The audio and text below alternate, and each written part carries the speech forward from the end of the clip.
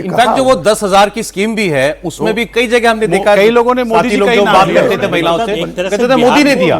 Aspirational Bihar बनाने की कोशिश की है। देखिए, बिहार को एस्पिरेशन बनाना, बिहार को एक डेवलपमेंट का रास्ता दिखाना, और दूसरा नीतीश कुमार को वहां का लीडर एक्सेप्ट करना, ये दो चीजें एक बड़ा लीडर ही कर सकता है, और बड़े लीडर ही इस तरह के नतीजे देते हैं। और ये काम 2005 में सुशील मोदी ने अरुण जेटली जी से बोल के कराया था। सौरभ, चुनाव चल रहा था और पहले 2 फेज के चुनाव में बीजेपी ने प्रोजेक्ट नहीं किया था नीतीश जी को, फरवरी वाला जो इलेक्शन था। फरवरी में उसके तो बाद नहीं किया। सुशील मोदी ने बाद में फिर जब दबाव बनाया अरुण जी के ऊपर, अरुण जी ने किया, और उसके बाद के फेज में जो चुनाव हुआ, और ये सेकंड जो दूसरा चुनाव हुआ था 2005 का अक्टूबर का, सौरभ जी, जबकि उस समय जॉर्ज फर्नांडिस और वो दिग्विजय बहुत सिंह विरोध किया खिलाफ था। थे। जॉर्ज फर्नांडिस ने तो इतना विरोध किया था कि वो प्रेस कॉन्फ्रेंस नहीं होने देना चाह रहे थे, और अरुण जेटली पटना बैठे रहे जाकर के, और कितना विवाद हुआ।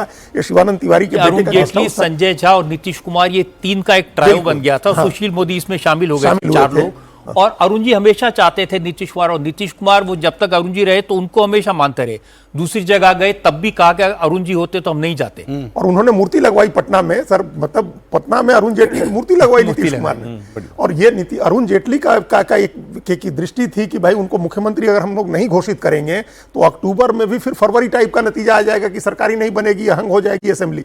और जॉर्ज फर्नांडिस जितना विरोध करते रहे, और बड़ी कंट्रोवर्सी उस समय हुई उससे थी। पहले अटल जी से घोषित करवाने की कोशिश हुई। अटल जी पूरा भाषण दे गए, भूल गए कुमार का नाम लिया। गया में उनको जिक्र करना था, प्रेस कॉन्फ्रेंस कराई गई। गया में उनको जिक्र करना था कि भाई आप कह दीजिए कि नीतीश कुमार मुख्यमंत्री होंगे, वो कहे नहीं, वहां पर्ची नहीं मिली या भूल गए, जैसा कह रहे हैं। चाहे नहीं होंगे, भूलते तो नहीं थे, लेकिन उन्होंने सोच समझ के तो उसके बाद प्रेस कॉन्फ्रेंस कराई गई जिस पर जॉर्ज फर्नांडिस भड़क गए, और तब फिर नीतीश कुमार, तो आज नीतीश कुमार के चेहरे का जो ये हम लोग देख रहे हैं, ये कैपिटल है उनका, जो उनकी राजनीतिक पूंजी है। मुस्लिम इलाकों में भी जेडीयू ने बढ़त बनाई हुई है, ये भी बड़ी बात है। लोग कह रहे थे कि मुस्लिम नाराज हैं जेडीयू से, मुस्लिम नाराज हैं जेडीयू से। अगर मुस्लिम इलाकों में जेडीयू के कैंडिडेट बढ़त बना रहे हैं तो अभी साथ है मुस्लिम। मुसलमान हमेशा कहते रहे, आप पटना जाइए, मुख्यमंत्री आवास से 500 मीटर की दूरी पर आप हज हाउस देखिए पटना में, आप मदरसों के इमामों की सैलरी देखिए जाकर के, आप कब्रिस्तानों का रखरखाव देखिए, ये सब नीतीश कुमार ने इतनी शिद्दत से किया है वहां।